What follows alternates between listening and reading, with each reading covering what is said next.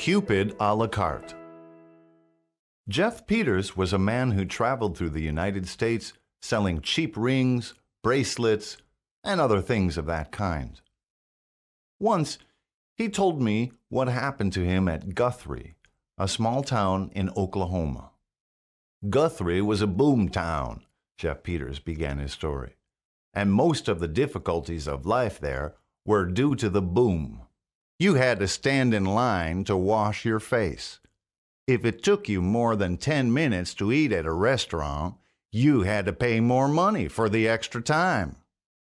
If you slept on the floor in a hotel, you had to pay as much as for a bed. As soon as I came to the town, I found a good place to eat. It was a restaurant tent which had just been opened by Mr. Dugan and his family. The tent was decorated with placards describing good things to eat. Try Mother's homemade biscuits, hot cakes like those you ate when a boy, and others of that kind. Old man Dugan did not like to work. All the work in the tent was done by his wife and his daughter. Mrs. Dugan did the cooking, and her daughter Mamie waited at table. As soon as I saw Mamie, I knew that there was only one girl in the United States, Mamie Dugan. She was full of life and fun. No, you will have to believe me. Yes, there was no other girl like her. She was the only one. I began to come to the tent to eat when most of the customers had gone and there were not many people there. Mamie used to come in smiling and say, "Hello, Jeff. Why don't you come at mealtime?" Every day I used to eat 2 or 3 dinners because I wanted to stay with Mamie as long as possible. Sometime later, another fellow began coming to eat after mealtime. His name was Ed Collier. He looked pleasant and talked very well. I liked him, and sometimes after meals, we left the tent together and talked. "I notice you like coming to eat after mealtime," I said to him one day. "Well, yes," said Collier. "I don't like the noise. That's why I try to eat when nobody is in the tent." "So do I," said I. "Nice little girl, don't you think?" "Yes, Mamie is a very nice girl. I have noticed that," he said. "To tell you the truth," I said, "I am in love with her." "So am I," answered Collier, "and I am going to try to win her love." "Well," I said, "we'll see which of us will win the race."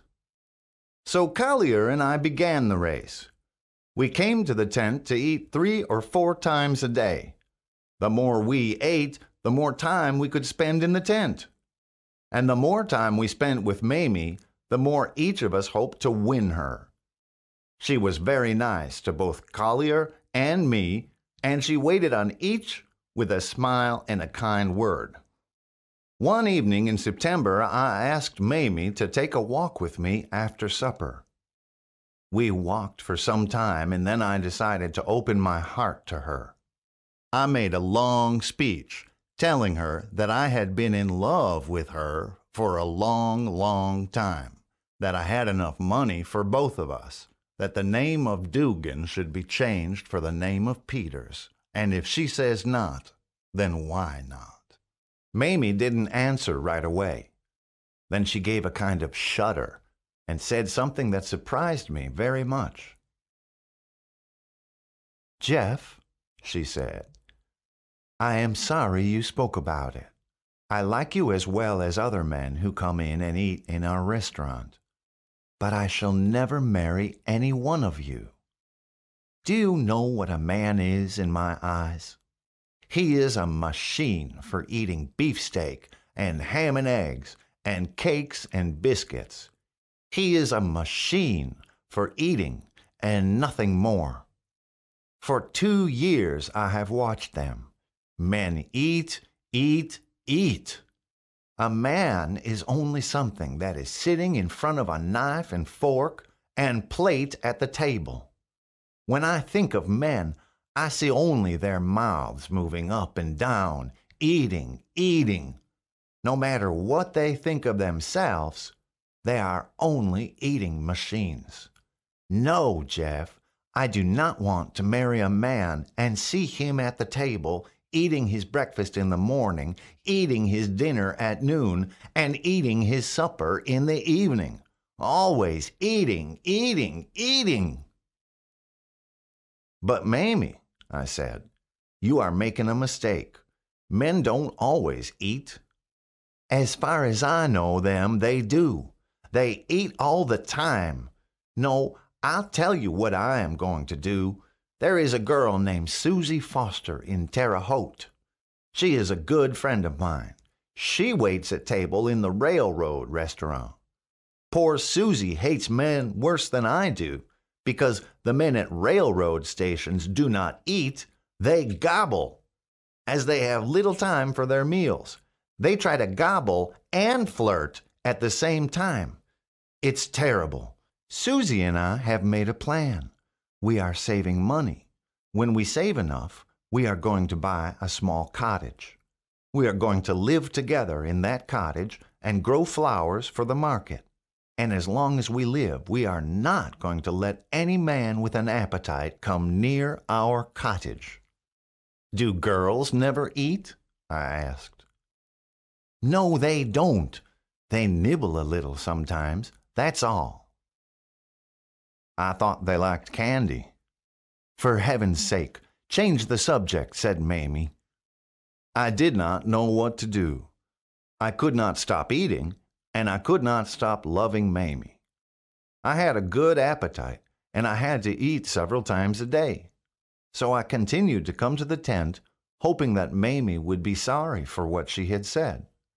But each time I put some food into my mouth, I felt that I was losing my chance of winning Mamie's love. The more I ate, the less chance I had. I was sure that Collier had also spoken to Mamie and got the same answer, because one day he ordered only a cup of coffee and a biscuit. He nibbled it like a girl in the parlor.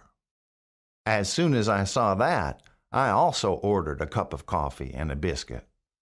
The next day, both Collier and I again ordered coffee and biscuits for breakfast. But then old Dugan came to our table with ham and eggs and other good things to eat. "What is the matter, gentlemen?" he asked with a smile. "I'm afraid you have lost your appetite. You should eat more, or you will lose your health." So Collier and I began eating more food again. I noticed that my appetite had never been so great as at that time. I ate and ate in spite of Mamie, who was there. I am sure she hated me for eating so much. Some time after, I discovered that Collier had played a trick on me. He and I used to take drinks together. Well, Ed Collier had bribed the bartender to put a little appetite bitters in every glass of whiskey I drank. That's why I ate more than before. But another trick that he played on me was harder to forget. One day, Collier did not come to eat at the tent. A man told me that he had left town that morning. A few days before he left, Collier had given me a big bottle of fine whiskey. I am sure now that it also had some appetite bitters in it. My appetite grew and grew. I ate more and more every day. In Mamie's eyes, I was simply an animal. About a week after Collier had left, a kind of museum or exhibition came to the town. A tent was put up near the railroad. A lot of people went to see the freak show.